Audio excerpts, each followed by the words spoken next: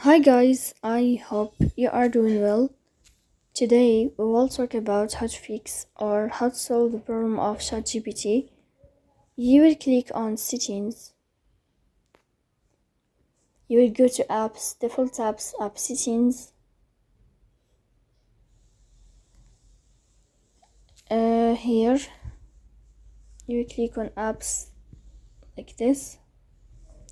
You will search for ChatGPT.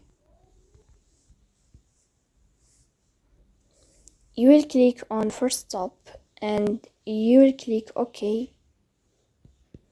You will go to storage. You will click on clear cache. In the end, you will turn off your phone and you will wait a moment to restart your phone again to fix that problem. So please don't forget to support us by like and subscribe. See you next time.